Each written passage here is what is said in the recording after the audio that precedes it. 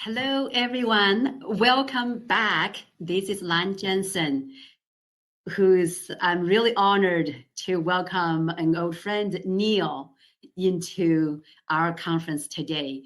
Neal has been one of the most visible leaders in the cyberspace, cybersecurity space, particularly in privacy for consumers and small businesses.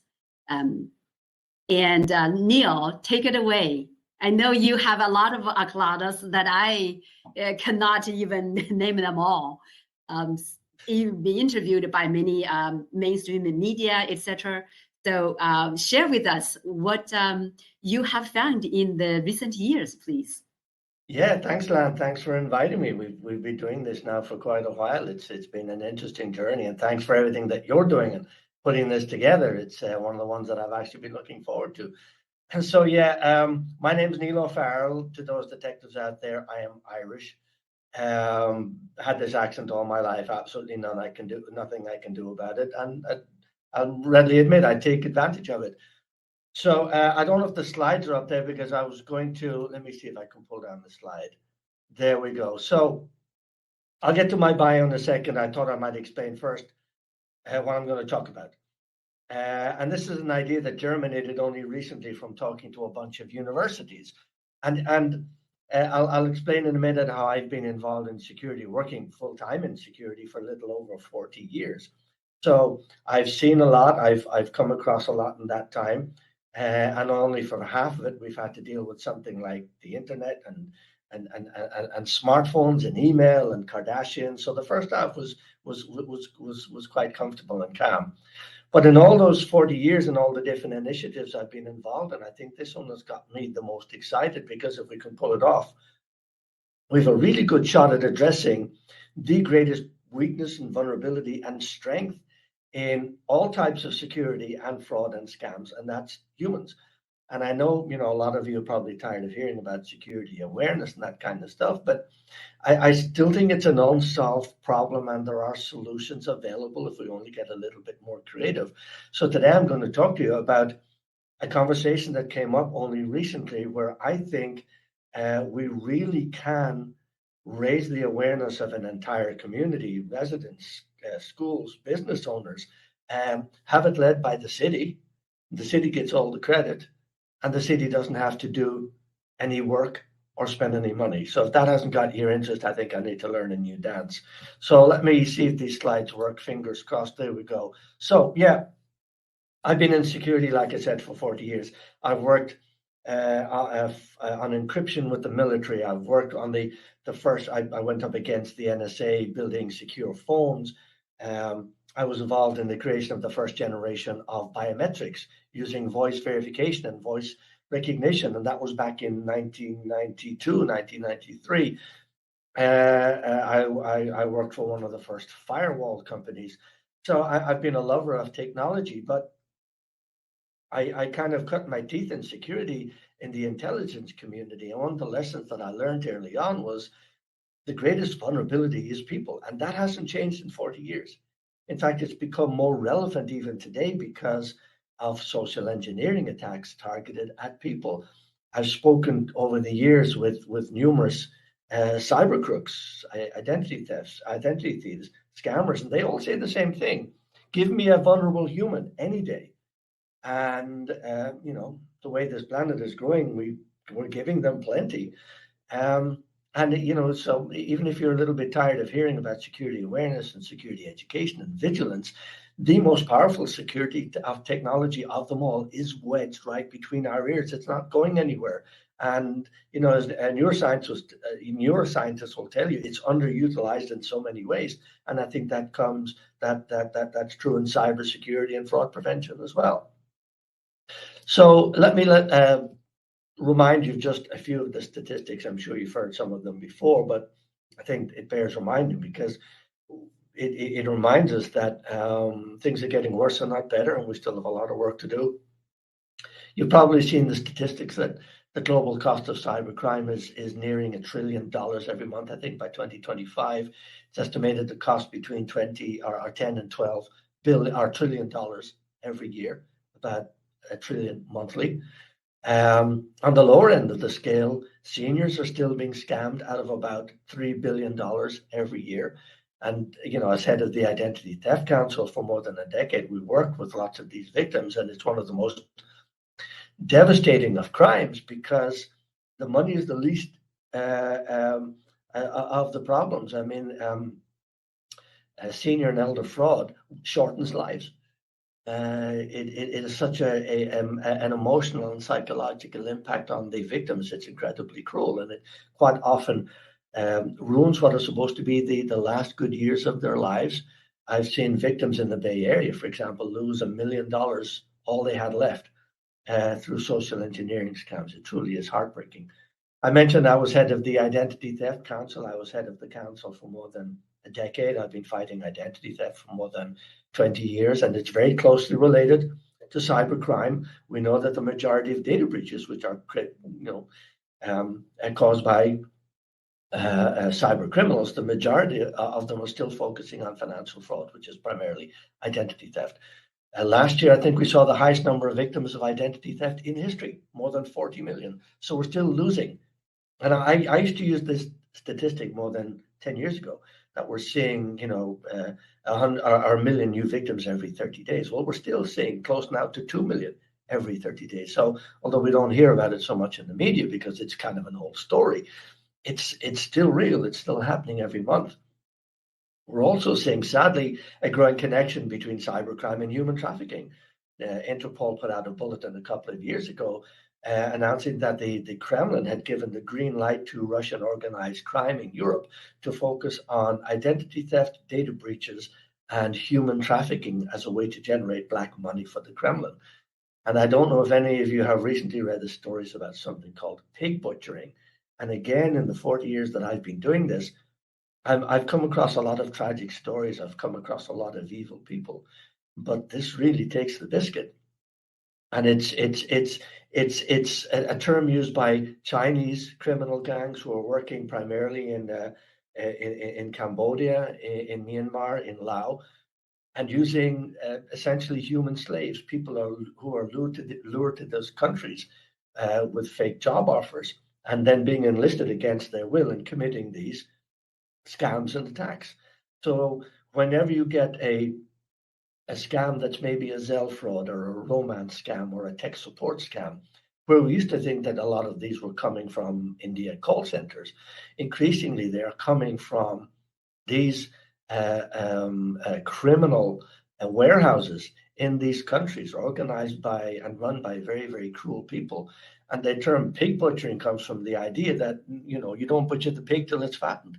And so these individuals are learning how to socially engineer victims over time, over, in some cases, months, before they actually launch the final attack. And that could be a crypto scam and an investment scam. So we are seeing this industry evolve in a way that I haven't seen before, and which is now directly connecting cybercrime and identity theft and fraud to human and sex trafficking. So if you ever had an audience that you were trying to give a why should I care answer, well, I think we're getting there. I think the first time in 40 years, I'm now seeing a really compelling reason why every single one of us should take care of that click, should take care of our passwords, should take care of our bank accounts, should be constantly vigilant for these frauds. Because if we're not, it's not just a matter of a bank or a credit card company canceling a credit card. It's the fact that you may be funding the indentured servitude of completely innocent people and putting money, your money, the bank's money, in the hands of some very evil people. And yet, we still know in business, anywhere between 70 and 90% of successful cyber attacks, and quite often stealing this information that is then the fodder for this identity theft and all other kinds of fraud, making its way to the dark web. It comes down to one single body part. Although when I wrote this slide, I said, well, it's really two. It's your head and your index finger. I've always said that fighting cybercrime is a battle of body parts. If we can teach the brain to control the index finger and stop clicking on stuff, we might together defeat 70 to 90% of cyber attacks on businesses. It's an interesting idea. So don't dismiss the human or the index finger so quickly. So I mentioned earlier that I've been in cybercrime. I am in this industry for 40 years. I started in 1980 in a college in Ireland where I went to learn dressmaking, to be a third generation to take over a family weaving business that had customers from Coco Chanel and Yves Saint Laurent to the Duchess of Westminster and the Queen of Siam. So I started in security, probably like everyone else, I guess. But anyway, the first 3 months into college, learning to be a dressmaker. A friend of mine showed me how you could use a thing called a floppy disk and insert it in a computer with a little bit of code and steal every password that was on that computer or entered into that computer. And I thought, this is fantastic.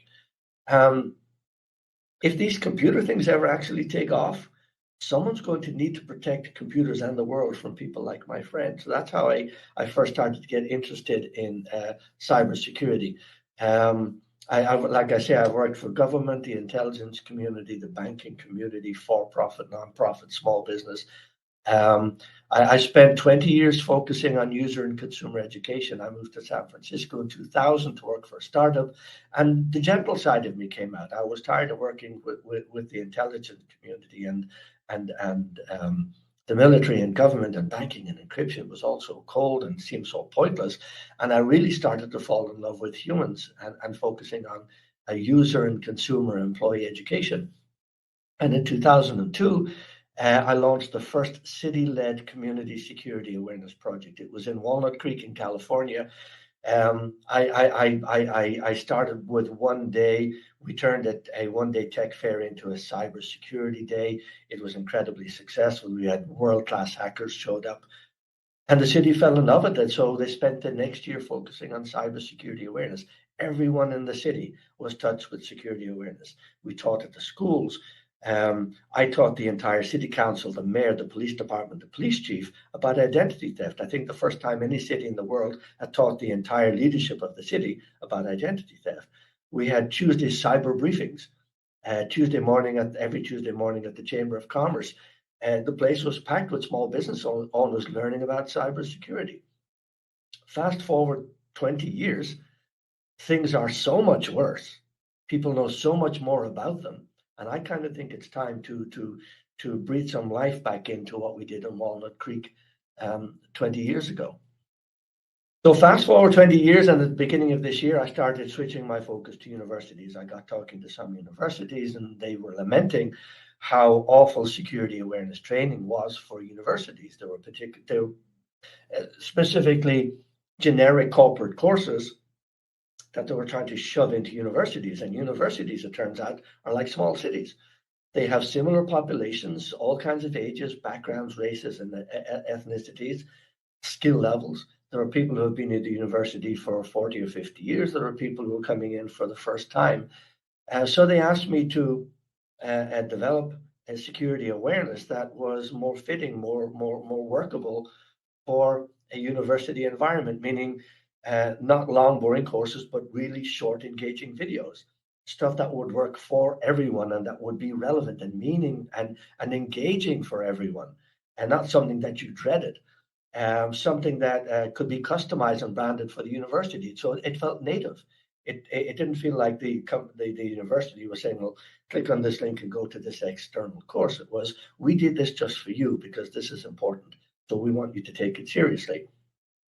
So I created these videos, dozens of them. I think I'm up to 50 now, and they really did take off.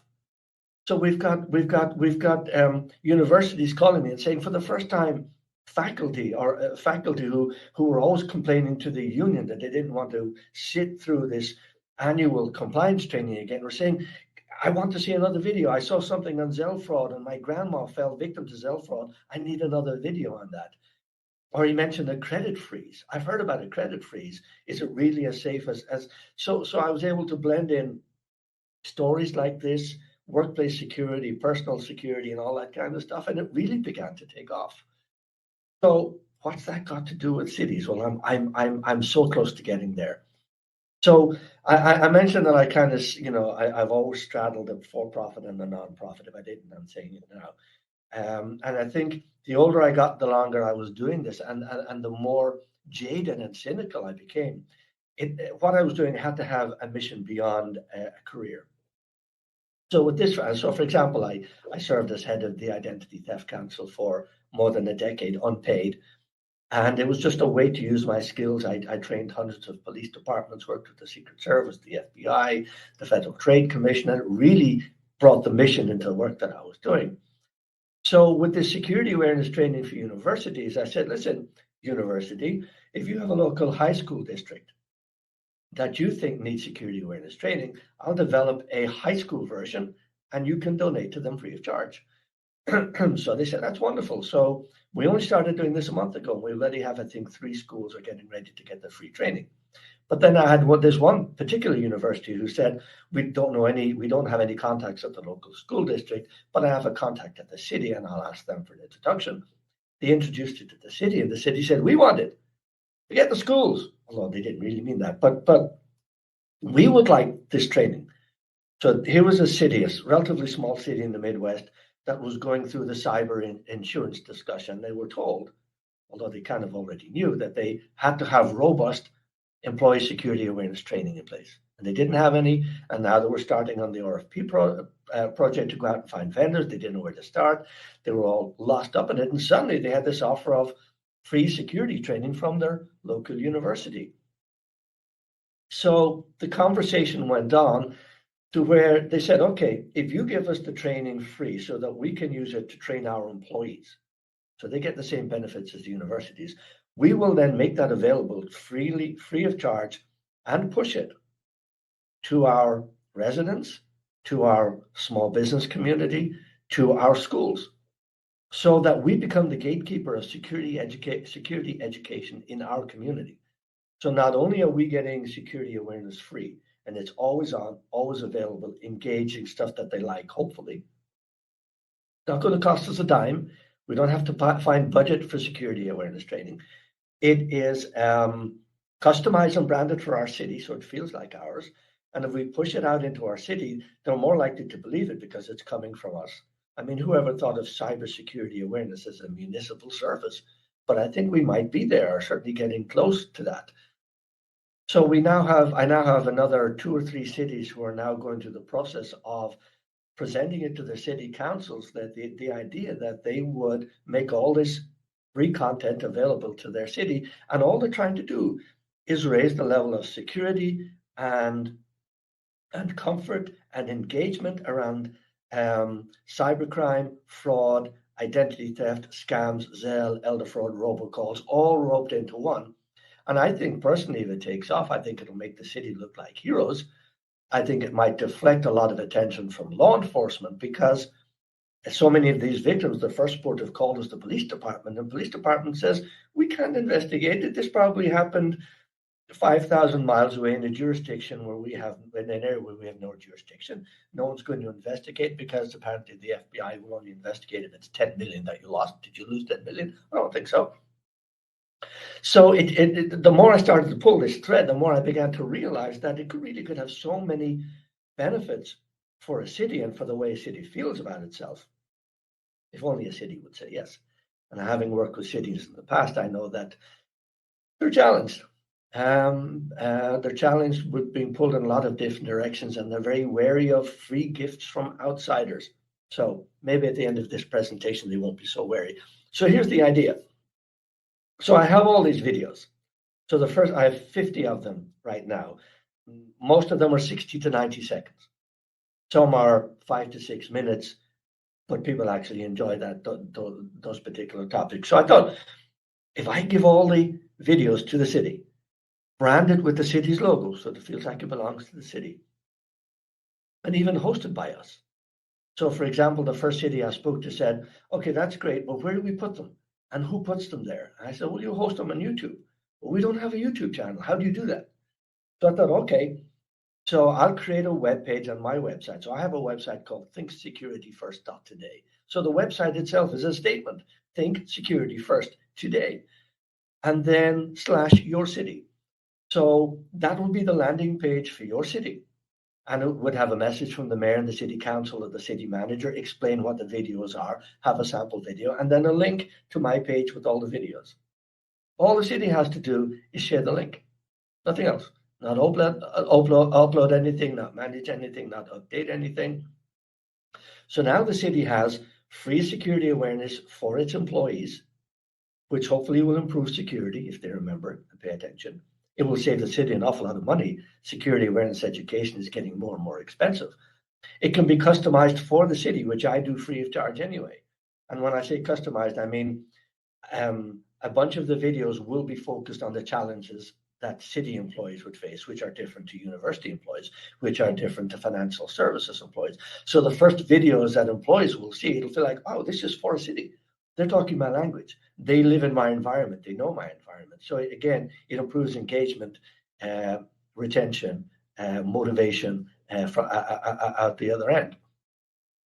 If it does work, if the city adopts it, maybe we'll see a reduction in crime, fraud, and scam citywide. Maybe if more people know what a Zelle fraud is, they know that the next time they get a text message with the word Zelle, they hit delete and not, oh gosh, I'm getting money. The next time they receive a robocall, they know what to do. They know how to talk to their grandparents about romance scams and tech support calls. They know how to fight identity theft. They know how to freeze their credit. They know that, thanks to California, the first state in the country to provide child credit freezes. I wonder how many in your community know that you can freeze the credit reports of your children and protect them from the worst kind of identity theft. And if all this works and everyone's magically and happily skipping down the street because now they suddenly figured out how to defeat these very bad people, maybe, who knows, we'll get a happier, more connected community. And I think we all want that. And the irony of it is that a community was made happier by cyber criminals. It was the cyber criminals that forced the community to take more responsibility, to learn, to be more aware, to stop clicking on stuff. And that took money out of these very, very cruel people. I skipped a slide there. I didn't. So what do residents get? Like I said, 50 plus videos on 25 different topics, and they're all just about 60 to 90 seconds. And it's like going to the library. You don't have to sit through an hour course to get the benefit of this. But someone says, I was hit with this Zelle fraud, and it looks really real. It looks like it's coming from my bank, and they're asking for a 4 or 6-digit code. But just repeat the code. They're going to send me the code. So is it really a scam? Or go to the city website and they'll tell you, just check out the video. Unlike the library, you don't have to pursue them for videos they don't bring back, by the way, which I know is going to take a lot of money out of your fine revenue stream, but that's a different matter. But you see how easy it is. Your city, if you're good at marketing them, will now know that anytime they read about or are concerned about a cybercrime, a fraud, a scam, they know they can go to the city website and find out from an independent expert. Don't have to read a document, don't have to look at a boring PowerPoint. They're not going to get a cheesy cartoon or a stick figure. They'll get it from the mouth of a security expert who's been doing this for 4 decades, exactly what he would do to protect his grandmother. So the collection of videos is everything from workplace basics like phishing, ransomware, safe data handling, good password management, being safe out of the office and on the road, customer privacy, employee privacy, right down through identity theft, senior scams, safe banking, credit freezes, all the free tools that are out there, staying safe on social media, privacy passwords, and so on. And not just learning them yourself, but teaching your family. I don't quite think it's going to be the family sitting around the dinner table at the evening talking about my videos. Although a university in Louisiana played one of my videos throughout National Cybersecurity Awareness Month before every basketball game. So imagine that. Every basketball game, where I imagine the only reason you're there is to watch basketball, you get 20 seconds of me. I'm not quite suggesting you do that, but you can if you want. So what's in it for small businesses? Well, small businesses are in a similar position to cities. Their employees can be the first, best, and cheapest line of defense, or they can be the vulnerability. It all comes down to when, if, and how they're trained. So if the city is hosting these sites, or really we're hosting, or the city is hosting these videos, when in reality we're hosting it, but it looks like the city is, the small business community now has access to all the same videos. workplace and personal videos that hopefully their employees will embrace and take home to their family and friends and share the link, and therefore the infection keeps growing and spreading. Those businesses can save money on awareness training as well. It could certainly help with cyber and insurance coverage. If a small business is looking for cyber coverage, cyber insurance coverage as well, the first thing they're going to be told is they need an employee security awareness training program, and they need evidence that they have it.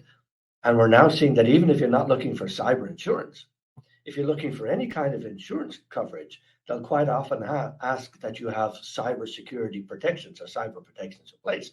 And one of the most fundamental is your people.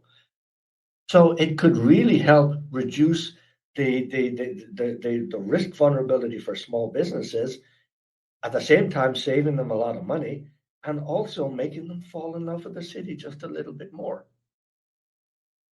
So what's in it for local schools? Again, this exactly the same thing. There was a report at the beginning of this year that one in every two high schools has already been a victim of a ransomware attack. And we saw what happened with Los Angeles County schools. We saw an attack recently on Allen School District in Texas, I think it was, where the attackers not only held the school district up to ransom, but the first thing they did was target all the email addresses of teachers, of staff, of students, of family members, and started blasting threats out to everyone in the community as a way to put pressure on the school district to pay the ransomware. So they are a hot target. They don't have cybersecurity staff. They have very little budget, and their best chance of defeating these attacks, of avoiding these attacks, is a better educated population. And who better to do that than their local city? The videos I have introduces students to security, fraud, and privacy concepts, perhaps for the first time, in a very engaging and meaningful way. The series includes videos and everything as from cybersecurity as a career, TikTok and privacy, teen privacy, how schools are vulnerable, what the criminals are particularly after, and it even includes a class project to make security relevant and personal to students. So, for example, the project we're working on at the moment is that we encourage the students to learn the videos on senior and elder scams. So what student does not want to learn about how to protect grandma and grandpa from horrible romance scams or identity theft or tech support scams? So you're immediately giving them a reason to care about security and making it directly relevant. And the idea is that they will learn these skills and then go home and talk to their grandparents about how to recognize and avoid these scams. So I can't think of a more personal way to get students thinking and talking and working about security and making it really, really relevant to their lives. There's nothing more relevant and direct to a student than their grandparents, and more than that, the protection and the happiness of their grandparents. So again, it's just understanding the psychology of training, and particularly security training. If you make it relevant, if you make it matter, people will embrace it far faster and use it far more often. So just to give you a background, gosh, I'm powering through this. You guys might have a couple of minutes to spare at the end. Just to give you a background on the training, so you understand that it is real and it has passed the smell test. I started launching this training in May of this year, just for universities. Over 150 universities have used it so far. For example, the Arkansas State University system has started to use it. They have 7 colleges. They have 12 campuses. They have 3 international campuses, and they have over 50,000 students, or humans, students, faculty, staff, vendors, family members that they're pushing these videos out to. So the reaction so far has been very, very good. They haven't asked for the money back. In fact, they've asked for more. So that always makes me happy. I sleep better at night. Outside of universities, it's been used by Autodesk, by Rodan and Fields, by Plaid, by Voya. They're being used by Cost Plus World Market. So the first security awareness client that I ever had was, again, back in 2002, so 20 years ago, and it was a company called Cost Plus World Market out of Alameda. And fast forward 20 years, and they're still my customer, but they're only half the name. So they have 5 times the videos, but they're just world market, which makes it much easier for me to describe. If you don't know the company, if you're not in the Bay Area, you probably don't understand how much we all love world market, but they're using it, and apparently they're extremely happy with it. And I'm hoping I'll be able to say this time next year that 150 cities are using the same training. So, in conclusion, there've been a lot of great presentations throughout these 2 days about all kinds of security ideas and technologies and opportunities and funding. But if we don't address the human role and address it in a smart way, we're not only wasting our time with so many of the other great technologies and ideas, but we're losing a tremendous opportunity. There are very few technologies that will stop someone falling from a Zelle scam for a Zelle scam, because it's bypassing your bank. It's going directly to your phone. It's driven by robocalls. All they need is your number. So no one can intervene at that moment, that in the moment decision by you to be a sentry or a vulnerability, other than your education and your vigilance. So we really have to work an awful lot harder at bringing the human into this discussion and giving them the tools.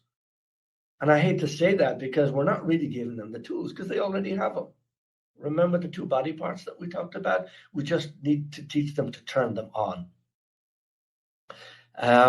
One message that I'm constantly promoting in the videos is that it only takes a second to spot and stop a scam or a fraud or a cybercrime, in most cases, just a second. And it only takes a handful more to learn how. Those are the messages that we need to get across. You don't have to be doing this for 40 years to know how to do it. Quite literally, less than a minute, you'll learn everything you need to know how to spot and stop a Zelle scam. So here's kind of how we've done it so far, and we still don't know if this is going to work for cities. But a client would buy my training, which is very affordable for a client. I've made it so affordable that any university of any size can buy it. And I've had wealth managers buy it. I've had banks buy it. And then they get to nominate a school district to get the free training. I'd love to be able to say, well, would you like to nominate a city? And if the city says yes, well, we have a great marriage. But the sponsor has to buy the training from me first, and then before we buy a city or select a city. Point number 2, a city could raise its hand and said, we want this training. If you can find a sponsor in our city, we're all in. And that's fine. That works for me too. But I also think if we can't find a date, if no one wants to date that city, it's the most unpleasant city you can imagine. And we can't find a sponsor to step up and say, we'll buy the training for ourselves, for our employees, because we're going to do that anyway. And we will then facilitate the donation to the city. I'll do it free for the city anyway. So I don't leave any cities out just because you're not particularly pleasant. So you'll see I put up an image of San Jose there. San Jose is not a user of this. I have to be very careful. I don't think they know anything about it. I just use it as an example because they play such a central role in this initiative. But it's just an example of a custom website that I'll create for a city. So I figured out it takes about 20 minutes to customize a site for a particular city so that it's now ready to go. So that any city can say, we now have this comprehensive collection of security videos that have been thoroughly vetted. They can be branded with the city. We can do a welcome message from the city. The site can have a welcome from the mayor, the council, the city manager. So you can be up and ready with this education service in a matter of quite literally minutes. So I can't think of any reason you wouldn't want to do it, except for the fact that you're naturally cautious. And as I said, you are wary of free gifts from strangers. But personally, I think that this could be a way forward for solving the biggest conundrum of security awareness.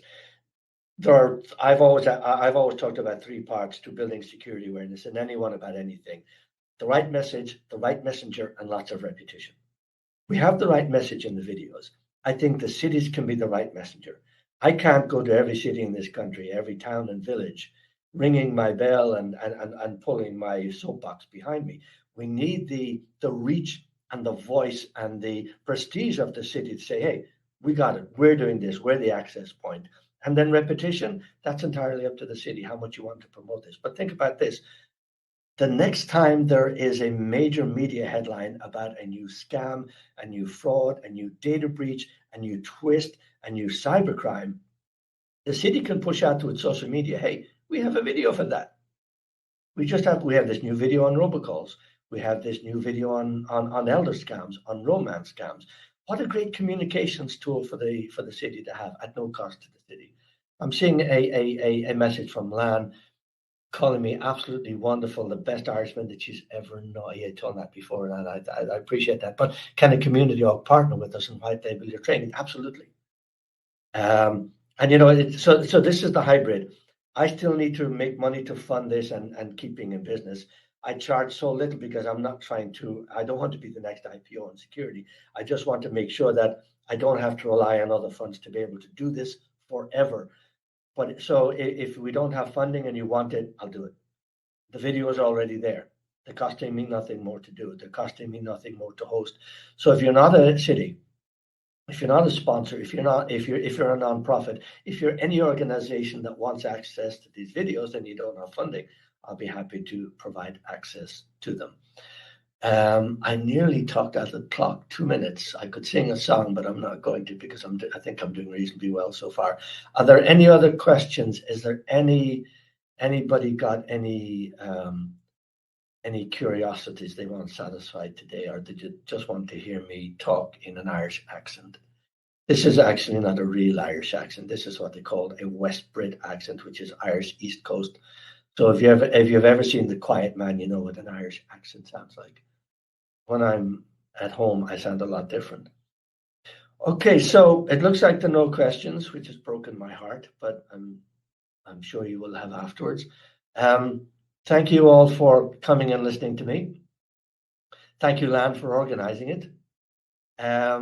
My contact information is at the bottom of the slide, neal@thinksecurityfirst.co, or just Google my name.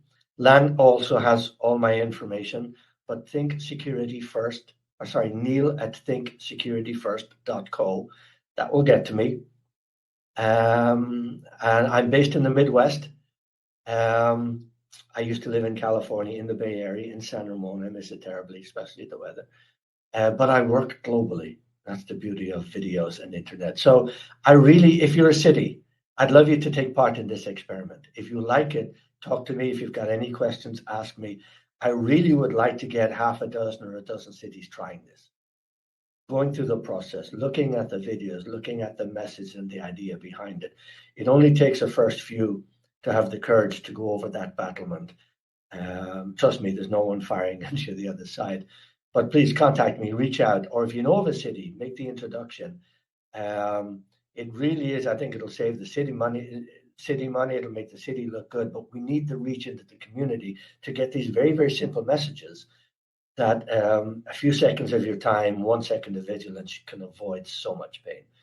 So with that, I will sign off.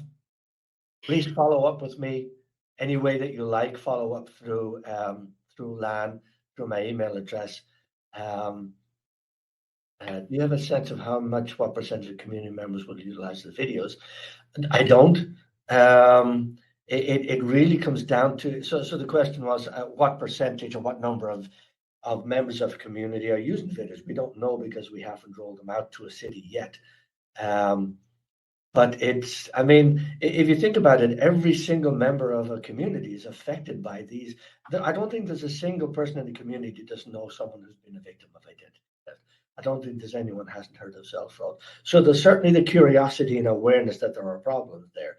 How many engage in the 60-second video to find how to protect themselves? I really don't know yet. Neal, I think this is so this is Lan. See if my team can put me in the stage rather than being hidden. Okay, yeah. Okay. Well, thank you so very much. It's super insightful. Just downright useful. So I expect some of the members may reach out to you to spread the use of it. Now, also I am guilty of forgetting. A while ago, some cities contacted me for some literature, and my apologies. I did not think of you, but now I know. Especially also now is a good timing, and about because of the funding coming down through the pipeline to local governments. So yes, we will be including your services in our plan that we are working in partnership with some cities. And I just wonder if cities could say they already have a robust security awareness program in place that might help fulfill some of the criteria for being eligible for funding, that they've already started on this, although it's not going to cost them anyone to do it, but it might start as part of their committee planning stage. I don't know. It's interesting to see. Yep, it's going to be not just the governments, but also the local partners such as SBDC, SCORE, and chambers of commerce, etc. All right. We'll talk more. Yes, to follow up. So wonderful session again, and we are concluding this one now. And everyone can exit this one and enter the other session that said 11:20 p.m. So see you there. And what is there is another expert also who provides small business toolkits that protect your email system, for example. So super helpful and super hands-on tools as well. So see you there, everyone. Thank you.